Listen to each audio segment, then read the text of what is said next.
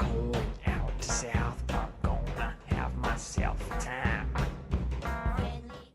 South Park is a series that is not afraid to get into controversy. All of its humor is based on it.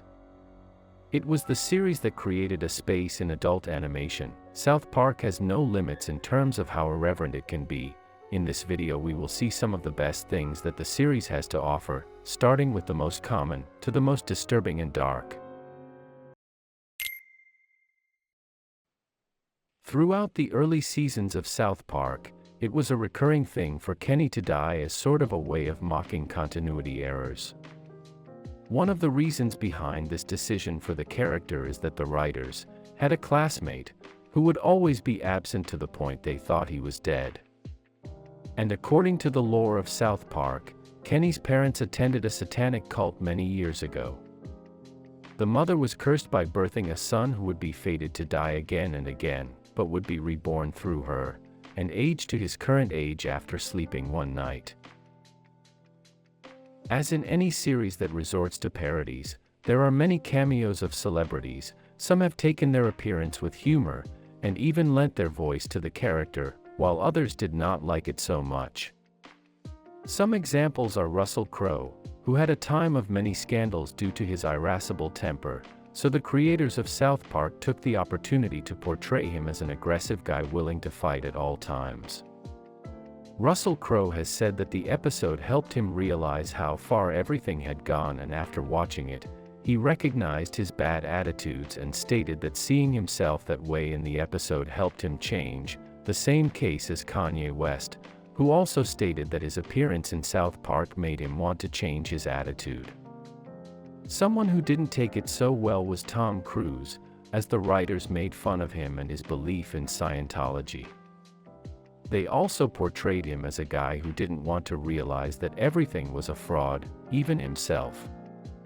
It is said that the actor threatened to cancel his schedule if the chapter was not withdrawn, and they did, but only for a while. There are even some celebrities who have asked to participate in the series, however the writers do not accept the requests, unless it helps to improve the plot. The episode, with apologies to Jesse Jackson, was an episode that would cause problems for Comedy Central, to the point of almost canceling the episode. During the episode, the N-word is used in a satire way to refer to African American people, but with a more serious and even contemptuous tone. Matt Stone, one of the co-creators of the series, managed to reach an agreement with Comedy Central to air the episode uncensored, and depending on the public's reaction, it would be decided whether to cancel it or not. In the end, the public reaction was mostly positive, so the episode can be seen normally. Terrence and Phillip were created in the first season because critics basically said South Park is nothing but bad animation and fart jokes, so the creators decided to create Terrence and Phillip just to sort of prove a point. They are horribly animated and all the jokes they tell are about farts. They were first created as a show for the boys to watch. They weren't labeled Canadian, they just sort of had weird voices. After a few episodes, the creators of South Park decided to brand Terrence and Phillip as Canadian, as they thought it would be funny, as well as a way to differentiate the characters within the series. As expected, many viewers in Canada took it with humor, understanding that South Park is a series that usually takes this kind of decisions. However, many were also offended by being represented in this way. During the 7th season of the series, we had an episode dedicated to a Mexican restaurant called Casa Bonita, which is located in South Park, Colorado. What many did not know when watching the episode is that this restaurant is in fact completely real. It is located in Colorado. The restaurant was destined to go bankrupt because for many of those who ate there, the food was always bad. However, the creators of South Park decided to buy it so that it could continue in operation, adding that they would try to make it South Park themed. In South Park, as in many other series, we can see how our protagonists seem to be trapped in an infinite loop of time, as they are always in the 4th grade, even though there have been multiple episodes where Christmas or other annual festivities are celebrated. It is curious that they are trapped in the 4th grade, since during the first 58 episodes of the series, that is, the first few seasons of the series, they were in 3rd grade. We are currently in season 26, so they should have already moved to 5th grade after so many seasons, which is why there are many fans who have made theories about the reason for this strange event, arguing that it will be a plot of a future episode, where the reason will be explained in detail. One of the theories about why time doesn't pass inside South Park is because everything is a virtual simulation, a simple video game. This theory is based mostly on the plot of the episode, Grounded Vindaloo, in which Butters thinks he is living in a virtual reality and begins to destroy everything, only for all of South Park to question if they are not really in a virtual reality. We finally get to see the characters in real life, so many think this is the explanation for why time doesn't pass, as well as other things with no apparent explanation.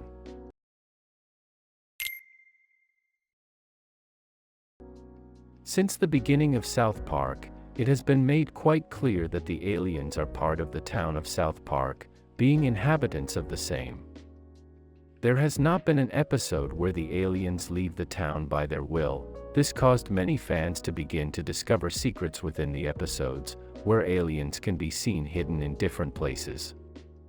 It is unknown if all South Park episodes contain this secret, but many fans have discovered the aliens in many episodes, where they would not be seen with the naked eye unless you look closely at each frame. The Trey Parker and Matt Stone comedy is well known for its crude and controversial material, and while there are some South Park episodes that have aged badly, 200 and 201 caused such an uproar that they were pulled from circulation on Comedy Central, South Park Studios' website, and any streaming platform that airs the show. The banned South Park episodes 200 and 201 revolve around past storylines and controversies, with Parker and Stone pushing the boundaries of censorship, especially in the case of the South Park Muhammad image. Irritated that they could show Jesus and other religious icons, the inability to display Muhammad was the focal point of the episode. Throughout the South Park episode, past celebrities, angered by the town of South Park for continually ridiculing and mocking them, want to steal the powers Muhammad has to not be shown or insulted. In Islamic traditions, the Prophet is not allowed to be depicted in any way. After episode 200 aired, threats were leveled against both creators of the show and Comedy Central if they depicted the image of Muhammad further. Tegridy Farm was born in episode 4 of season 22 of South Park. Here we see Randy making a business, putting up a marijuana farm, this with the help of Government Inspector Tully, who gave the go-ahead and became a partner later on. Here the Marsh family leaves town and moves to the farm, where it fills them with hatred. This episode was made in conjunction with Spike Jonze and traced the U.S. history of marijuana prohibition to the present day, one of the most prolific industries in the country. But beyond mere fiction, the creators of the series are looking to make this a reality, and create Tegridy Farm in real life, as they have talked about how to bring this project to fruition. Many may think that South Park is digitally animated as it is done today. However, during the early days of the series, photographs and cutouts were used to make the characters and backgrounds, using an animation technique called cutout, which is a variant of the stop-motion animation technique and is done by photographing flat figures. These figures are usually made of cardboard, paper, cloth, and/or photographs arranged horizontally and photographed from above. The first 3 seasons of the series used this animation technique, and from the 4th season on, it was decided to change to digital animation. In 2011, a documentary was released showing that South Park episodes are produced just 1 week before the premiere on Comedy Central. In this we can see how an episode is commonly produced, from the process of writing the script, to the software used to animate the episode. Turnaround times are often very delicate, as sometimes the South Park team does not have much time to make an episode, as was the case with the episode, Woodland Critter Christmas, which was delivered just a couple of hours before the premiere. The episode, banned in China, was so upsetting to the Chinese government that South Park was banned in its entirety in China. The episode mocks the way Hollywood must adapt its productions so as not to offend China in any way, as well as making fun of other aspects of the country. After South Park was banned in China, the creators apologized in a sarcastic and mocking way, implying that they don't care that their series was banned in China. As of today, it is illegal to watch the series in Chinese territory, so it is not available in any way. Even the website of the series does not work. South Park, The Simpsons, and Family Guy are the most referenced adult series in recent years. Many people prefer one more than the other, as each is unique in its own way. Curiously, South Park would make fun of Family Guy in the banned episode Cartoon Wars, where Cartman wants Family Guy to be off the air forever, making clear his hatred towards Seth MacFarlane's series. However, South Park would never make fun of The Simpsons, as it seems that the creators of South Park have a lot of respect for the series, and have even made several references between series, as a form of homage and respect, while the same cannot be said of Family Guy. According to Trey Parker and Matt Stone, Cartman's family was originally going to be larger, consisting of 4 members: Cartman, Leanne, Cartman's father, and Cartman's sister. However, shortly after Comedy Central adopted the series in 1997, they decided to downgrade Cartman's family to consist of only Eric and Leanne because Cartman did not need a large family and Cartman's dad was cut from the series, as well as his sister. This can be seen in the pilot of the series. Cartman's original father was removed, and throughout the seasons, many fans began to speculate who Cartman's real father might be. All the theories would come to an end when episode 201 was aired, as it is in this episode where it was revealed that Jack Tenoirman is Cartman's real father. Block 13 was a plagiarism of the popular American series South Park, which was made in Kuwait and aired from 2000 to 2003. The series was an almost perfect plagiarism of South Park, as they copied the character models and even copied the joke of Kenny dying in each episode. Although the series was a hit in its home country, outside the Arab world it has been branded as a very bad plagiarism of South Park. Episodes of the series are on YouTube but only in Arabic and some with English subtitles. Unlike South Park, which is aimed exclusively at an adult audience, Block 13 is suitable for all ages. It was created due to the censorship of South Park in the Middle East. The Oscars have had many awkward moments throughout their awards. However, the creators of South Park would do something to make fun of the biggest movie award. South Park got a nomination for Blame Canada in the Best Original Song category. On the day of the ceremony, the creators of the series, Trey Parker and Matt Stone, decided to walk down the red carpet dressed as women and under the effect of LSD.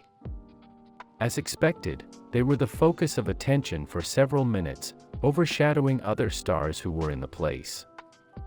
Finally, the Oscar for Best Song went to You'll Be in My Heart by Phil Collins, corresponding to the movie Tarzan, although Parker and Stone didn't care much about it.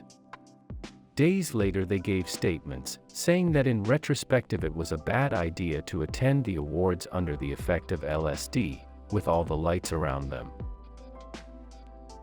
During the 5th episode of the first season, we meet Shelly, a character who constantly kept hitting Stan. In this episode, a scene where Shelly sets fire to Stan, to later extinguish it with water, would be eliminated.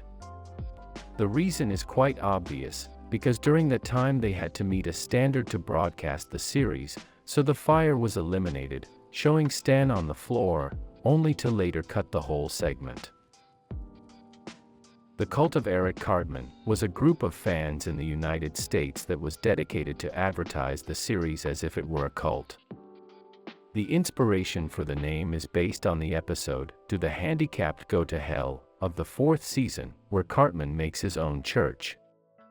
Representing this group of fans, they decided to release a DVD with the episodes dedicated to Cartman, calling it The Cult of Eric Cartman. Currently there are many African American characters in South Park, but for a long time Tolkien Black was the only character to represent black people. This is a satire by the creators. In some episodes of the 1st season, we can see how Tolkien appeared with white skin, leading many to think that this was his original design. However, the creators of the series admitted that it was a mistake.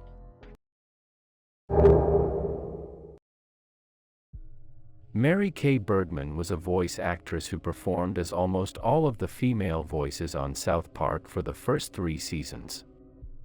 She was seen in the 1998 documentary Going Down South Park talking about her work as a voice actress and practicing various voices. Bergman suffered from bipolar disorder and generalized anxiety disorder, which, along with work-related problems, led to her suicide on November 11, 1999. Mary performed the song Blame Canada, for which South Park received its Oscar nomination. As is common at the Oscars, the nominated songs are performed throughout the gala. However, due to Mary's death, a version by Robin Williams was used as a replacement. Many tributes have been made to the actress, both in South Park and other series, and Matt Stone has stated that she was a very important part of the making of South Park. The game of South Park, The Stick of Truth, contains all the humor that characterizes the series. Being a video game that would be released globally, it was expected that in some regions censored certain parts of the game, to comply with the rules and standards of certain countries. The regions that were affected by censorship included the entire European Union, Africa, and the Middle East, although if the PC version was played in these regions, it did not contain censorship. An example of a scene that was censored is a mini-game in which the doctor is performing an abortion on the player. Each censored scene is replaced by an image background and a description text selected by South Park creators. Ubisoft, the company that developed the game, confirmed that the decision was a consequence of the market, as they wanted the game to be available in as many regions as possible. Matt Stone and Trey Parker are Los Angeles Kings fans. That's why they have produced shorts for the team during their home games. The shorts largely feature Eric Cartman in an ice hockey player attire as the main character, with occasional appearances of the rest of the boys. Most shorts begin with Cartman skating into the ice rink and greeting the crowd. A mascot representing the opponent appears afterwards, with Cartman getting rid of it by shooting or pummeling it down with his hockey stick, or calling for an ice resurfacer to run it over. These shorts have been produced since 2002, as a way to encourage the team and the fans. Many South Park fans have come to these field hockey games just to watch the shorts. A Mother's Courage was an animation released online from South Park for Halloween 1998. This was an animation that used the cutout technique like the early seasons, and was believed to be long lost. The short is about Kyle, Stan, and Kenny carving a pumpkin to look like Lou Diamond Phillips, while Cartman eats an entire bag of candy corn, leading him to vomit. It features the voices of Trey Parker and Matt Stone. It was later taken down and remade in comic book form. In the episode The List, the 4th grade girls have created a secret list that ranks the boys from the prettiest to the ugliest. At the end of the episode it is revealed that the list was a fake, but even so the supposed list is never clearly shown in the episode, so many fans began to try to decipher the positions on the list. After much discussion, apparently every position was discovered. Something curious is that in this episode a scene was eliminated, where Cartman finds out that he is in the last position of the list.